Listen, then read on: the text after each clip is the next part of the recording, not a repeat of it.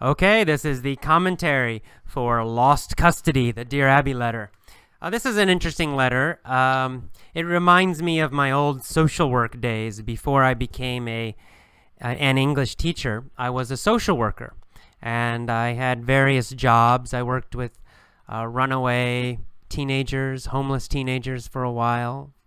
And I also worked for a short time in a government agency that would deal with custody, right? We would investigate children who had been abused and decide, should the parents have custody, or should the government take custody, or should someone else have custody. To be honest, I hated that job, and I quit pretty quickly. I did not last very long in that job. It was a horrible job.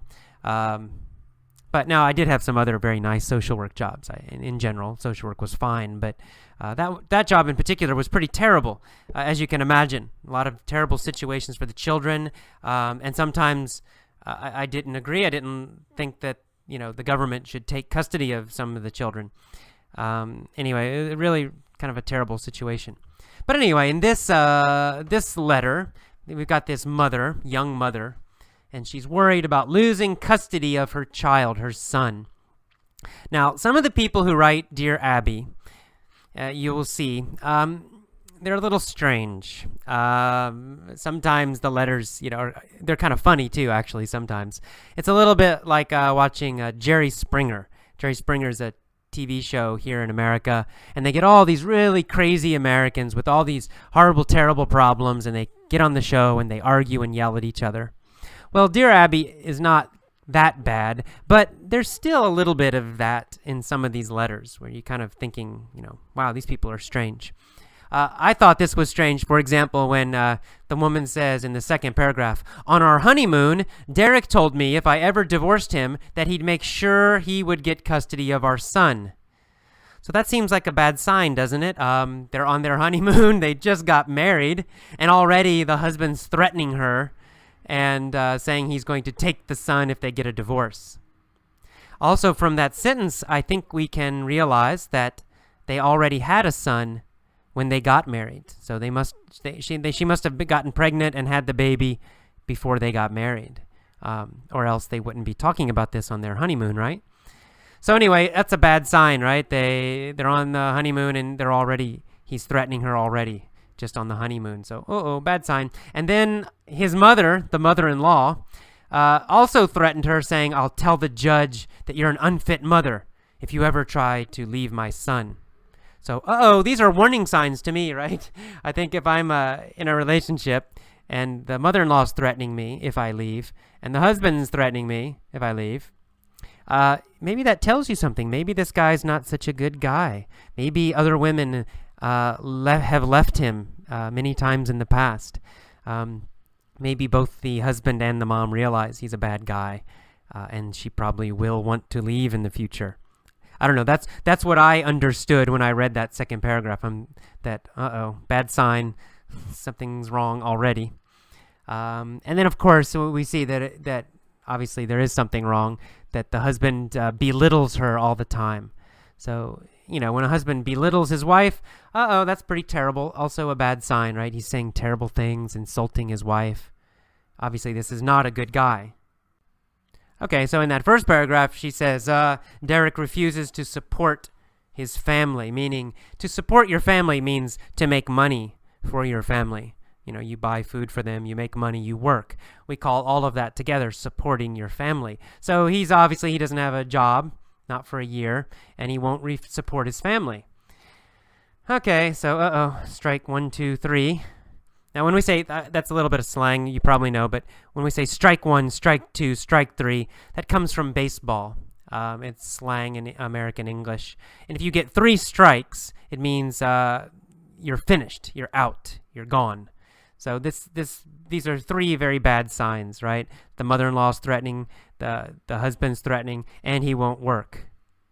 Okay, anyway, then she says, "My son is my world," meaning my son is everything for me. He's everything in my life. I don't care about anything else. I only care about him. And the son won't let his father hold him.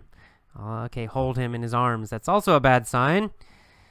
But then the woman says, because I'm on disability, I don't know if I have a chance to get custody. And then she says, what should I do? Should I stick it out with my husband, or should I take the chance of losing my son? Okay, now as a social worker, I've worked in this kind of situation in this field before. So this situation, we never know, right? With Dear Abby, we don't know the whole truth. Only one person's writing, and they don't include all the information we need to give good advice. Now, Abby doesn't care. She gives advice anyway. But, most of us would want to know more. For example, she's on disability. What does that mean? Well, because I've worked in social work, I know that disability might be something very serious, but I also know it could be something that's not serious. In the United States, some people can get disability if they have a mental problem. For example, they're very depressed. They're medically depressed. They're always depressed. Well, sometimes they get a lawyer and they can get disability. They can get money from the government because of that. Sometimes people who are alcoholics or drug addicts can get disability. They can get money from the government because they are alcoholics or drug addicts and they have a hard time working. So, obviously, these are not such serious physical problems. So this woman, we don't know. We have no idea. She might be in a wheelchair and can't walk, or she might be a former alcoholic. We really don't know what the disability is. And of course, it would be a big important point to know if she has disability because she has a mental problem that's very serious. Maybe she's not a fit mother. Maybe she would be an unfit mother. However, if she has some just physical problem, obviously it's no problem at all. She could easily get her son. So it's hard to know what to tell this woman, right? I would say in normal situations in the United States, the mother has an advantage with custody. When they go to court, if everything is generally equal, the mother has a better chance to keep custody of the child. Now, is this fair? I don't know. We talked about this in my class in San Francisco. Some people said, well, that's not fair. And I don't know, is it fair or not?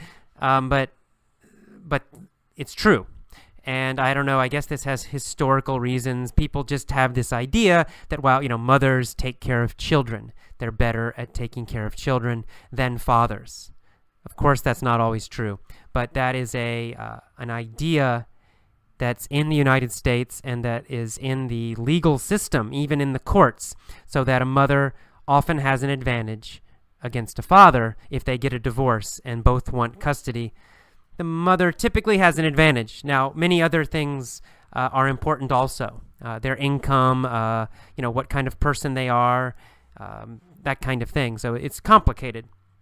But anyway, since this guy sounds quite bad, he hasn't worked for a year, he obviously has some problems, probably this mother would get custody unless she has a serious, mental problem.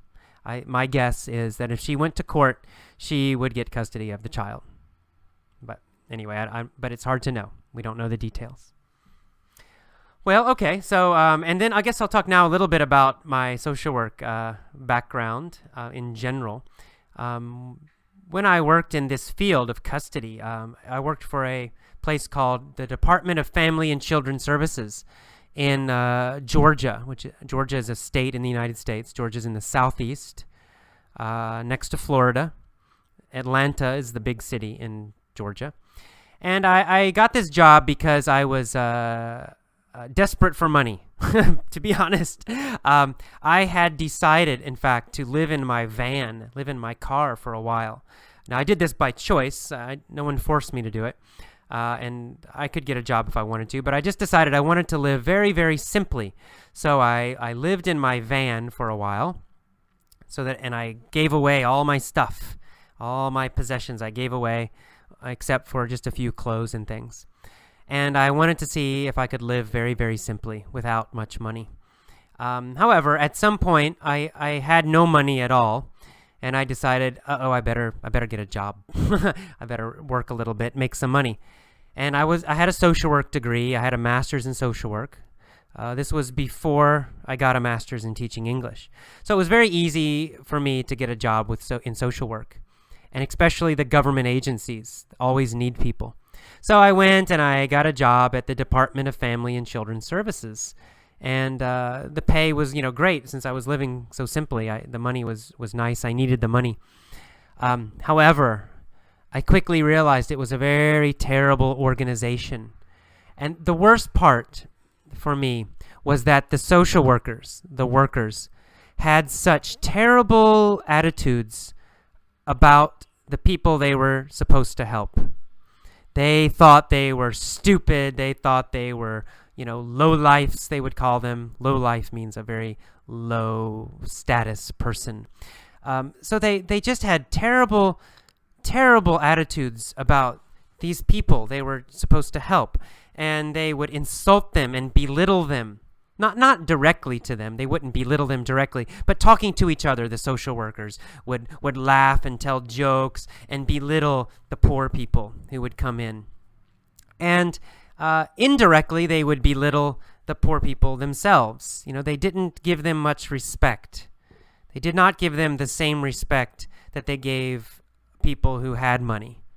And this bothered me a lot, because as a social worker and as a teacher, I think that respect and equality are very, very important, and especially as a social worker, because in a social work situation, these people have some serious problems. They may have economic problems. They don't have much money. They may have physical problems. They may have mental problems. Anyway, they're in a weak position, and because they're in a weak position, it's easy to put yourself above them and treat them badly, which is what a lot of these social workers were doing. But it's wrong. It's wrong to do that. And I felt very strongly it was wrong, and that we had to try very hard to keep ourselves equal with them, treat them with the same exact respect we would treat anybody. I feel I give the same respect to my social work clients as I would Bill Gates or the president. In fact, for the president, I'd give more respect to the clients. Anyway, so I started to have kind of arguments with the social workers. I didn't agree with a lot of their approaches, a lot of their attitudes.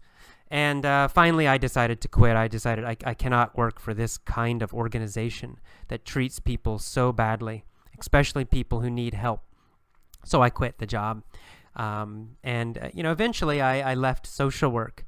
And this is mostly the reason when I tell people I was a social worker, I worked in the emergency room, or I worked with homeless people. Everybody thinks, and I say, I quit. It was too stressful. And everybody always thinks, you quit because those people are terrible. You quit because it's hard to work with those people. But that's not true. That's not why I quit. I quit because I couldn't work with the other social workers. It was not the clients that I had problems with. Yes, the clients could be difficult, but I understood them. I understood they were having some serious life problems. And I felt respect for them because they were having such trouble and still surviving. I know that I could not survive some of those situations myself. I'm not that strong. So I had respect for my clients, even the very difficult ones. But what I could not respect were the other social workers who were so mean, so superior, so arrogant. I just found this again and again and again in many different organizations where they would treat their clients so badly. They're supposed to be helping them, but instead they're disrespecting them. And finally, I decided, I don't like this. I don't like working in these kinds of organizations. I want to help people. I do not want to belittle them. And at the same time that this was happening, I had gone abroad. I'd lived in Japan. I lived in Korea. And I realized I loved traveling. And I loved meeting people from other countries. And I became more and more interested in teaching. And I loved it. It's so much fun. Every day I would go to school and go to class, and I would meet people from other countries and learn from them, and they would learn from me, and it was just so much fun. I really loved it. And finally I decided, this is what I really love to do. And social work's nice, but I love teaching. It's my passion. and this is what I want to do. And so I went back to school and I got my master's degree in teaching English, and I worked in Thailand for a while and started this website, etc. Anyway, so there's my life story in a nutshell, in a very quick summary. All right, so that's all for today's commentary for the lost custody letter. More Dear Abby letters will be coming, and I hope you enjoyed this one. See you next time. Bye-bye.